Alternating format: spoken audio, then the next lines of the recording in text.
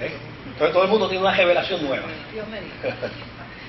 Y esa revelación nueva, entonces, es una competencia de revelaciones que ahora no se sabe cuál es la revelación. Pero como dice la Escritura. Ahora, la Escritura, desde Génesis hasta Apocalipsis, tiene un mensaje central. ¿Y cuál es ese mensaje central? El mensaje central es la revelación de un Dios en la persona de Jesucristo. Ese es el mensaje central de la Escritura. Lo demás es parafernalia que se añade.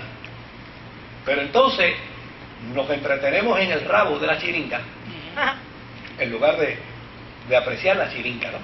Entonces hay gente que se entretiene precisamente en eso. Mire, yo recientemente di un seminario a parejas de matrimonio y comencé diciéndole, he leído varios libros, algunos dicen 12 pasos para un matrimonio feliz, 3 pasos para un matrimonio feliz, 15 pasos para un matrimonio feliz. Pues se va todo a base de pasos.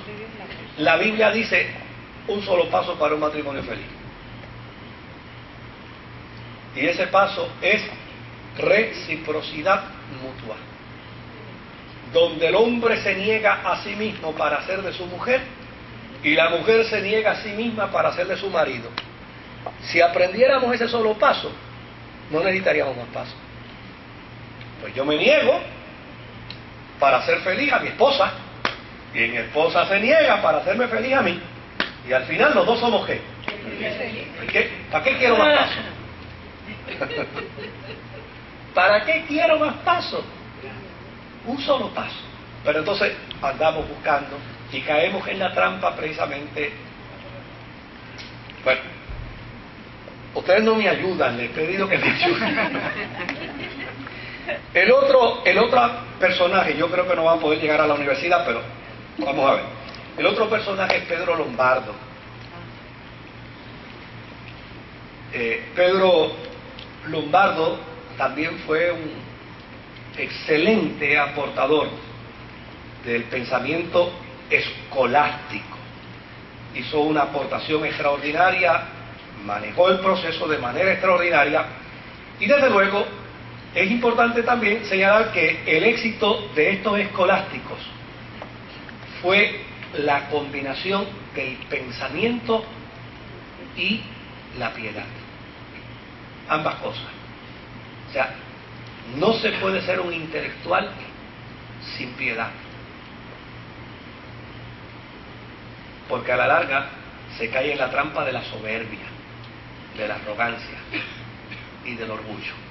No se puede ser un intelectual sin piedad, pero tampoco se puede ser un piadoso ignorante. Hay que aprender a tener el balance.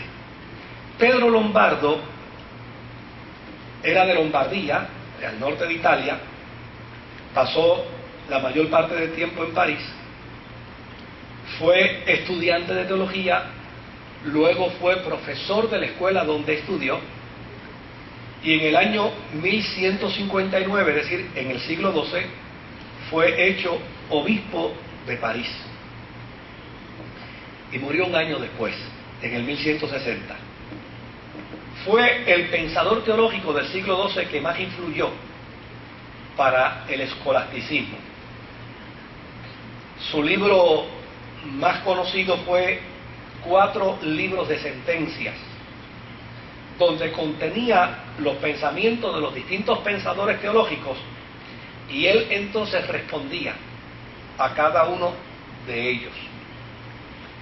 Lo que distinguió a Pedro Lombardo, por ejemplo, de nuestro otro amigo, fue que él nunca contradijo a la Iglesia, nunca respondió lo que la Iglesia todavía no había contestado. Por lo tanto, fue el tipo de teólogo, el tipo de pensador que mantuvo una postura de equilibrio en su enseñanza, sin pretender ir más allá de sus capacidades y sus limitaciones como religioso. Y esto, pues obviamente, lo convirtió en una persona sumamente admirada, porque por un lado Anselmo de Canterbury abrió la brecha, pero cuando Anselmo de Canterbury abrió la brecha, pues obviamente había mucha oposición. Por lo tanto, él es el precursor, pero no logra que la masa de la iglesia le siga. Nuestro amigo Pedro, pues desde luego era demasiado arrogante, poco tolerante con la gente que no sabía, y desde luego pues no logró tampoco la aceptación. Pedro Lombardo era la combinación del hombre intelectual, pero a la misma vez del hombre piadoso y del hombre sometido a la autoridad eclesiástica. Y esto le ganó la confianza y esto le ganó el espacio para que entonces la iglesia le diera la oportunidad, que obviamente lo convirtió entonces en el hombre que sentó las bases para que la iglesia del siglo XIII en adelante empezara a pensar la fe. Esto no quiere decir que más adelante la iglesia entonces cayó en una trampa de oscurantismo, pero eso lo vamos a tratar un poquito más adelante. Yo creo que en estos, si me dan 2 minutos más, lo podemos terminar. Al principio dijimos que las ciudades estaban creciendo, que la iglesia se dieron a la tarea entonces de ese crecimiento capitalizarlo en la educación, en la enseñanza, pero cuando las iglesias no pudieron, entonces empezaron a surgir las universidades, y que estas surgen precisamente bajo las bases o sobre las bases de las escuelas de las catedrales. Es la iglesia la que las patrocina y es la iglesia la que las apoya.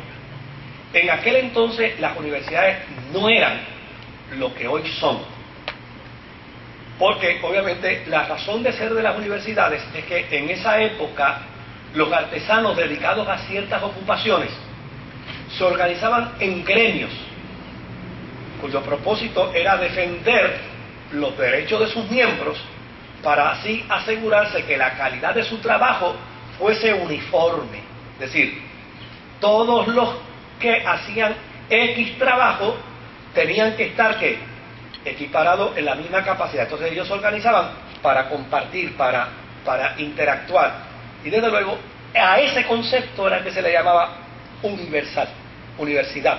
O sea, donde se compartía el conocimiento para que todos pudieran obrar y pudieran funcionar en esa nueva dimensión del mundo, del desarrollo, del inicio del desarrollo, para que todos pudieran funcionar en el campo de las artes diversas de manera justa y equitativa. Ahora, las universidades surgen precisamente dentro de ese concepto. Eran a su vez gremios de estudiantes y de profesores cuya función era defender los intereses comunes de todos ellos. ¿Y cuál era ese interés? El conocimiento. Pero entonces la tarea se daba precisamente a base de Pedro Abelardo, del sí y el no, donde los maestros se reunían para impartir el pan de la enseñanza, pero permitían al estudiante o al aspirante cuestionar al maestro. Y ahí, en ese proceso, se afinaba el pensamiento intelectual. De hecho, las universidades se funda como parte del concepto que decía el derecho de enseñar es un derecho que debe existir en todas partes. Por lo tanto, lo que perseguía la universidad era que todos los que estaban en un departamento tuvieran el mismo conocimiento para que ellos, donde estuvieran, pudieran enseñarlo de manera justa y equitativa. Las universidades más antiguas